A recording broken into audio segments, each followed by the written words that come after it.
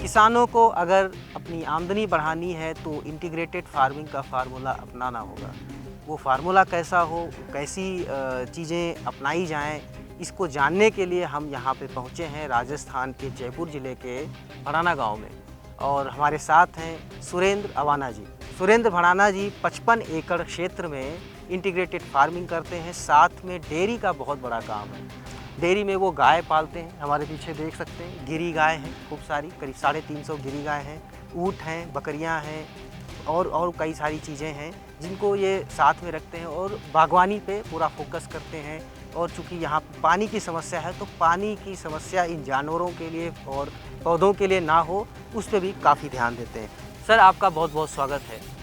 ये जो अभी आप देख रहे हैं पूरा ये जो आपने बनाया, ये मॉडल विकसित होने में कितना टाइम लगा? ये अभी 7.5 साल हो गई। 12 दिसंबर 16 को हमने रुद्र शिवम डेयरी की यहाँ स्थापना की 2 गाय से, और वीकली 2-2 गाय खरीदी और 6 महीने में 60 गाय खरीदी। और 60 के बाद सॉर्टेड सीमन से माननीय प्रधानमंत्री जी ने 18 ने परमिशन दी थी सॉर्टेड सीमन की। पहले सॉर्टेड सीमन की परमिशन नहीं थी भारत में। और उसके बाद आप देखिए 60 गाय से 360 हो गई है। तो ये पूरी गिर गाय है। इसके अलावा पहले दिन से ही 55 एकड़ में ऑर्गेनिक खेती हो रही है और पूरा फार्म सर्टिफाइड है रोका और एपिडा से। और उसके अलावा इंटीग्रेटेड फार्मिंग आईएफएस मॉडल का ये फार्म है। और आईएफएस मॉडल के फार्म में आप देखिए 360 गाय है। गाय के अलावा भेड़ है, बकरी है, ऊँट है, घोड़ी है, मुर्गी है, बतख हैं और 5000 मछली है। तो इस तरह से ये इंटीग्रेटेड फार्म है। और इंटीग्रेटेड फार्म में क्या होता है कि कुछ न कुछ डेली इनकम भी होती है और वेस्ट कुछ भी नहीं होता है। ये एक दूसरे का पूरक है। तो इस तरह से ये आईएफएस मॉडल का फार्म पूरा ऑर्गेनिक है जी। अगर हम अब गाय से शुरू करते हैं, आपने गिरी गाय पाली है और चूँकि राजस्थान की थारपाकर पहचान मानी जाती है, आप गिरी गाय पे काम कर रहे हैं, उनकी नस्ल सुधार पे भी काम कर रहे हैं, आपने भी बताया। गिरी गाय को और कैसे प्रॉफिटेबल बनाया जा सकता है, वो खास करके इस राजस्थानी एरिया में जहाँ पे क्लाइमेटिक कंडीशंस इतनी एडवर्स हैं? देखिए, वैसे तो पूरे देश में 45 ब्रीड हैं देसी, और राजस्थान में 5 हैं, जिसमें मूल रूप से हमारी थारपारकर है, उसके बाद गिर है, साहिवाल है, राठी है और कांकरेज है। उसके अलावा 2-3 ब्रीड और है, वो छोटी है। लेकिन दूध के हिसाब से देखें तो ये 4-5 ब्रीड है। ये गिर की उत्पत्ति गिर के जंगल गुजरात से हुई। गुजरात का राजस्थान का क्लाइमेट सेम है।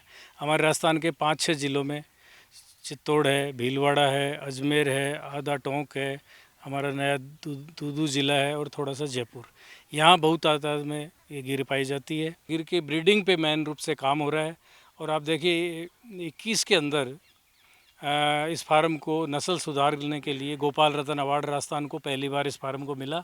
उसके बाद 22 और 23 में किसी को नहीं मिला, तो गोपाल रत्न अवार्ड मिला। और गोपाल रत्न अवार्ड मिलने के बाद जो भारत सरकार की योजना है, राष्ट्रीय गोकुल मिशन योजना के तहत बीएमएफ ब्रीड मल्टीप्लिकेशन फार्म, ये भी इसी कारण से नस्ल सुधार पे काम हो रहा है। इसी कारण से ये योजना मिली और टोटली सॉर्टेड सीमन यूज़ कर रहे हैं। सॉर्टेड सीमन के मैं बताऊं आपको मुख्य रूप से 4-5 फ़ायदे हैं। एक तो दूध का उत्पादन बढ़ रहा है। मेरे अगर 10 लीटर वाली गाय है और मैं सॉर्टेड सीमन से बछिया पैदा हो रही है और वो बछिया गाय बनेगी 2.5-3 साल में, तो वो डेफिनेट 15 लीटर 16 लीटर दूध देगी और कुछ 20 लीटर तक जा रही है और तीसरी पीढ़ी में ये 20 प्लस जाएंगी। इस पर मैं कॉन्फिडेंस से कह रहा हूँ कि हमारे यहाँ इस पर काम हो रहा है। दूसरा, दूध के उत्पादन के अलावा नस्ल सुधर रही है। मान लो यहाँ हमारे यहाँ ब्रीड 100% गिर नहीं है, लेकिन वो जो सीमन सॉर्टेड यूज़ कर रहे हैं उससे जो बछिया पैदा हो रही है, अभी छोटी आपने देखी, ये 100% गिर हो रही है। तो दूध का उत्पादन बढ़ रहा है, नस्ल सुधर रही है और एक बछिया ही पैदा हो रही है। तो इस तरह से ये सॉर्टेड सीमन के लिए मैं प्रधानमंत्री जी को धन्यवाद दूंगा कि उन्होंने ये भारत में परमिशन दी। और ये आदर्श फार्म है, मॉडल फार्म है नॉर्थ इंडिया का, जिसके ऊपर नस्ल सुधार पे काम हो रहा है। और आप देखिए आने वाले 3 साल बाद में ये छोटी बच्चियाँ जब गाय भरेंगी, ये 20 लीटर प्लस जाएंगी और 100% गिर होगी। और हमारी इनकम आज जो गाय 70 से 80 हज़ार की बिक रही है, हमारी हर गाय, हर बछड़ी जो गाय बनेगी वो 20 लीटर दूध प्लस देगी और 100% घी होगी। ये जो आपका डेयरी फार्म है काफ़ी हाईटेक है अभी। उसका दूध निकालने से लेके मार्केटिंग तक उसको कैसे विदा मशीन से दूध निकलवाते हैं, उसका उसका क्या तरीका होता है, पैकेजिंग पे कैसे ध्यान देते हैं और उसकी मार्केटिंग कैसे करते हैं? देखिए, आज कोरोना के बाद देसी गाय के दूध की बहुत डिमांड बढ़ी है। और रेट तो आप अगर ऑर्गेनिक और हाइजीनिक है, जैसे हमारा कांच की बोतल में जाता है, हम क्या खिला रहे हैं वो इम्पोर्टेंट है गाय को, तो इसकी तो कोई कीमत है ही नहीं। जो इसका कदरदान है वो 100 रुपये से लेकर 150-150 200 रुपये तक ले रहा है। आज मैं जयपुर में 500 परिवारों का फैमिली फार्मर हूँ। उनके हमारा मिल्क जाता है और मिल्क के साथ साथ ही हमारे थोड़ी बहुत सब्जी है, फ्रूट्स है, दूध के बाई प्रोडक्ट हैं, जो भी यहाँ उत्पाद पैदा होता है, मसाला है, तेल है, सब ऑर्गेनिक है, तो ये उसके साथ भी जाता है। तो इससे भी हमारी इनकम बढ़ रही है और लोगों का भी स्वास्थ्य ठीक हो रहा है।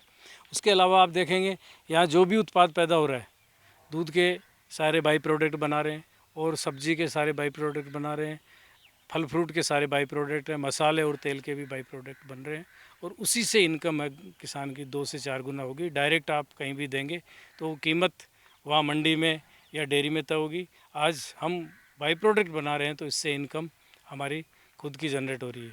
ये इंडिया का देसी गाय का पहला फार्म है जो पार्लर में मिल्किंग हो रही है। अभी थोड़ा बहुत आपने भी देखा है। HF गाय, जर्सी गाय है, वो सक्सेस हो रही है क्योंकि बच्चों से अटैचमेंट नहीं है उनका। उसका बच्चा दूसरे दिन हटा देते हैं और वो पार्लर पे सक्सेस है। देसी गाय नहीं है। हमने पहले बकेट से शुरू किया और आज आप देखिए सारी गायों का ये जितनी दिख रही है इनका बकेट पार्लर में सबका मिल्किंग हुई है और देसी गाय पार्लर पे सक्सेस हो गई। ये मैं किसानों को बताना चाह रहा हूँ। डरने की कोई ज़रूरत नहीं है। धीरे धीरे 1 वीक में ये सारी हैबिट के अंदर आ गई। तो ये इससे क्या है कि हाइजीनिक भी होगा। हमारा दूध ऑर्गेनिक तो है। हाइजीनिक कैसे होगा कि थन से सीधा उसमें जाएगा BMC में। हमारे ग्वाले नाखून नहीं काटे, हाथ गंदे हो रहे हैं, हवा में बैक्टीरिया है, वो सब कोई मिलने की ज़रूरत नहीं है। कहीं भी हवा नहीं लगेगी, सीधा उसमें जाएगा। उसके बाद हम पास्चराइज़ करेंगे, गर्म करके दही जमाएंगे, पनीर बनाएंगे, कांच की बोतलों में भरेंगे। तो ये सब पूरा का पूरा हाइजीनिक है। इस तरह से अगर ऑर्गेनिक और हाइजीनिक होगा तो उसकी आपको कीमत पूरी मिलेगी। 24 तरह का बहुवर्षीय चारा है जो पूरे हिंदुस्तान में कहीं नहीं है। IGFRI झांसी ने 2 बार इस फार्म को सम्मानित किया है 24 तरह के बहुवर्षीय चारे के लिए। और हमें 12 महीने हमें हरा चारा मिलता है और पूरा का पूरा ऑर्गेनिक है। और आप वंडर करेंगे, गंवार पाठा जो एलोवेरा है, मोरिंगा सैंजना है, नीम है, सैतूत है, जामुन है, बीलपत्र है, ये सब औषधीय पौधे हैं और ये हम गायों को खिला रहे हैं। दुधारू पशु को जो चीज़ आप खिलाओगे वो दूध में असर आएगा। जो ऑक्सीटोसिन का इंजेक्शन लगाते हैं वो भी तो उसमें आता होगा। पहली बात तो बार आपकी बात नहीं कर रहा नहीं, हमारे यहाँ तो आप वंडर करोगे कि मैं एंटीबायोटिक, और वैसे तो रफ टफ गाय है, ये बीमार होती ही नहीं है। अब बाई दी में कोई थोड़ी सी किसी भी तरह की गर्मी सर्दी में प्रॉब्लम होगी, पूरा का पूरा होम्योपैथी में ट्रीटमेंट करेंगे। मैं आपको पूरा दिखा दूंगा। आपका पूरा साल का टर्नओवर कितना है? अगर हम पूरा अगर बात करें कि बागवानी से लेके और खेती बाड़ी से लेके इन सब चीज़ों में। देखिए, पिछली साल का ये मार्च से पहले तक का था, करीब 3.5 करोड़ के लगभग था। लेकिन इस बार ये BMF योजना के अंदर ये मिल्क बढ़ जाएगा, 1000 लीटर हो जाएगा। तो मैं मानता हूँ कि अगली बार जो हमारा टर्नओवर अगले 31 मार्च जो आएगा 25 वाला, तब तक मैं समझता हूँ कि 10 करोड़ से ऊपर टर्नओवर हमारा हो जाएगा। पिछला 3.5 करोड़ लीटर था। जी, जब आप इधर आए 2016 से पहले किस फील्ड में थे? अचानक से इधर आना कैसे हुआ? देखिए, मैं झुंझुनू ज़िले में पैदा हुआ और उस समय 72 की बता रहा हूँ, मैं 4th में पढ़ता था। और हमारे दादाजी ऊँटों से और वहाँ बैलों से खेती होती थी। उस समय ट्रैक्टर नहीं थे, तो मेरे को ऊँट चराना, ऊँटों को घुमाना, ऊँट से बाजरा बीजना, इसमें शौक़ था। तो मेरे दादाजी ने कहा कि ये तो घाटे का सौदा है, खेती और पशुपालन ये हम कर लेंगे, तुम तो जयपुर जाके पढ़ लिख के बड़े आदमी बनो। 5th के बाद जयपुर आ गया। जयपुर पढ़ा, पढ़ते पढ़ते कॉलेज करने के बाद सरकारी नौकरी में नहीं जाना था तो मैंने प्राइवेट स्कूल खोल ली। स्कूल अच्छा चलाया, कॉलेज कर ली। 16 में मेरे एक बेटा बेटी है, दोनों की शादी कर दी। 14 में बिटिया की 16 में बेटे की और बेटे की शादी थी 7 दिसंबर 16 की, और उसके बाद मैंने बेटा और बहू को मेरा इंस्टीट्यूट संभाल दिया। उस समय इससे पहले मैं पार्ट टाइम खेती करता था, यहाँ भी करता था, गांव में भी करता था, और उसके बाद मैं फुल टाइम 10 घंटे इस फार्म पे रहता हूँ और कुछ न कुछ नवाचार करता रहता हूँ। आप देखिए 10 नेशनल अवार्ड मिले हैं और 4 हमारे स्टेट के सीएम और गवर्नर ने दिए हैं, और आईसीआर के जो छोटे इंस्टीट्यूट है, CSWRI है, IGFRI है, NDRI है, इनके तो कोई 25-30 अवार्ड मुझे मिल गए। ये सब नवाचारों के लिए मिले हैं, क्योंकि यहाँ पानी भी नहीं है और ये बंजर भूमि है, इधर बजरी है उधर टीला है। तो इस तरह से ये जयपुर आने के बाद ये काम शुरू किया, और इंडिया में कोई फार्मर ऐसा नहीं है जो 10 घंटे फार्म पे काम करता हूँ, मैं 10 घंटे फुल टाइम देता हूँ। जी। अभी जैसे कि माना जाता है कि जिस एज में आपने शुरू किया तो लोग रिटायरमेंट प्लान करने लगते हैं, आपने तो फुल एक्शन प्लान किया। ये प्रेरणा मतलब कहते हैं ना, कहते हैं ना ताजगी, और ये जोश आपको कहाँ से इतना ले ये पाए? देखिए वो किसान के परिवार में पैदा हुआ और दादाजी से प्रेरणा मिली, और उससे इस समय से जुनून था। लेकिन उनका पढ़ लिख के बड़ा आदमी बनना, तो मेरा इंटरेस्ट था। पार्ट टाइम खेती करता था मैं उस समय भी, छुट्टियों में, दिवाली की छुट्टी, होली की छुट्टी पढ़ते हुए करता था। लेकिन मैंने ठान रखी थी एक दिन मैं खेती करूंगा और करके दिखाऊंगा भारत सरकार को, राजस्थान सरकार को और किसानों को कि इसका उद्योग का दर्जा दे के पैसेंस के साथ 3-4 साल पैसेंस रख के अगर इस काम को करोगे तो कतई ये घाटे का सौदा नहीं है।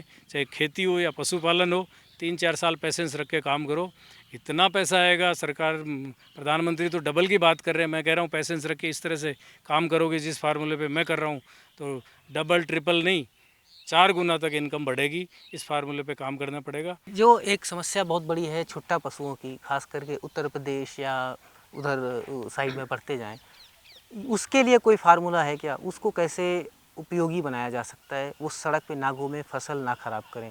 आप चूँकि इस पेशे से जुड़े हैं, आपने काफ़ी बुलंद किया है इस पेशे में अपने नाम को, अपने काम को, क्या कहना चाहेंगे? क्या होगा फार्मूला वो? देखिए देसी गाय, मैंने कहा 45 है इंडिया में देसी गाय। यूपी है, हरियाणवी भी ठीक है, हरियाणवी के ठीक है, दोनों टाइम का 8 लीटर दूध है, यूपी वाले के भी 7-8 लीटर दूध है। वो अगर थोड़ा सा, क्यों क्लाइमेट करीब करीब नॉर्थ इंडिया में इस बार गर्मी बराबर पड़ी है, तो थोड़ा सा सॉर्टेड सीमन को यूज़ करके और थोड़ा सा चेंज कर लें। जैसे 7-8 ब्रीड ऐसी हैं जो 10 लीटर प्लस दूध देती हैं, उनमें से किसी का भी जो भी अच्छा लगे वो गाय रख लें, या उसका सीमन यूज़ करके थोड़ा सा नस्ल सुधार के और इस पे काम करेंगे तो डेफिनेट ये जो आप नंदी सालार गौशाला खोलने की ज़रूरत है ना, ये आने वाले 5-10 साल बाद ज़रूरत ही नहीं पड़ेगी इस फार्मूले पे, अगर सरकार काम कर ले। आपको याद है कि कितने आपके पास गायें हैं, कितनी बकरियां हैं, कितने ऊँट हैं, या कुछ अंदाजे से रहता है? अरे नहीं नहीं नहीं, आप चलो उधर गाय का नाम बता दूं मैं, कौन सी गाय है। अच्छा। हाँ, मैं 3 घंटे तो डेली, 1.5 घंटे उस उधर वाले साइड नंबर 1 और ये साइड नंबर 2, 1.5 घंटे तो मैं यहीं रहता हूँ। क्या और इन गायों के नाम रखे हैं? हाँ, इनके नाम भी हैं, भारत सरकार के जो है टैगिंग भी की हुई है। उसके अलावा डेली एक एक को देखता हूँ, और आज वंडर करोगे इसके अंदर 3 महीने से ज़्यादा की कोई खाली गाय नहीं है। मतलब सबकी एआई हो गई सब, और पीडी हो गई 90% की, तो कुछ की पीडी होना है। आपका बेटा किसान बनना चाहता है? देखिए किसान, कोई भी किसान अपने बच्चों को आज खेती बाड़ी में नहीं चाहता। चाहिए वो जयपुर में पर आपका तो टर्नओवर ठीक ठाक है। कप प्लेट धो के कोई 10,000 की नौकरी मिल जाए वो कर लेगा, लेकिन खेती और पशुपालन नहीं करने देगा। इतना मतलब माइंड सेट हो गया कि ये घाटे का सौदा है। और अभी देखिए क्लाइमेट के कारण भी है, जो है हर तरह से मार तो है, लेकिन मेरे वाले फार्मूले पे अगर डटा रहेगा ना तो डेफिनेट इनकम होगी। मैं डीडी किसान की यहाँ टीम आई थी, वो मेरा पोता है अभी 5 साल का, मैंने बता दिया उसको कि ये मैं इसको किसान बनाऊँगा। सारे हिंदुस्तान में कोई ऐसा नहीं है जो अपने बेटों को और पोतों को किसान बनाना चाह रहा, मैं बनाऊंगा। और मैं तो इंडिया में 10 अवार्ड लिए हैं और पूरे स्टेट में अच्छा काम करके दिखाया। मेरा पोता तो सारे वर्ल्ड में अच्छा काम करके उसके प्लेटफार्म मिल गया। इनकम तो सेकंड चीज़ है। का सवाल रह गया, आपका बेटा किसान बनेगा कि नहीं? मेरा तो अभी इंस्टीट्यूट संभाला, मेरा पोता बन रहा है ना और अभी तो ज़रूरत है नहीं, वहाँ भी संभालना ज़रूरी है। हो सकता है उसके बाद आ जाएगा, ये वीकली आता है अभी टूरिस्ट की तरह, फिर डेली आ जाएगा जी। और पोता तो 100% उसको एग्रीकल्चर और पशुपालन वेटनरी की ट्रेनिंग दिलाऊँ। हाँ हाँ, कर दिया है। बिल्कुल बिल्कुल। बहुत बहुत शुक्रिया अवाना साहब हमें बताने के लिए, और बहुत अच्छा लगा आपका ये पूरा डेयरी फार्म और पूरा फार्म देख के। शायद अवाना साहब से कि इंटरव्यू को सुनने के बाद, इनकी बातों को सुनने के बाद कई सारे लोगों का माइंडसेट बदले कि खेती घाटे का सौदा नहीं है, बस आपको जोश और जुनून के साथ जुटना होगा, जैसा कि ये 55 साल के बाद इन्होंने शुरू किया था। मनीष मिश्रा, गांव जंक्शन।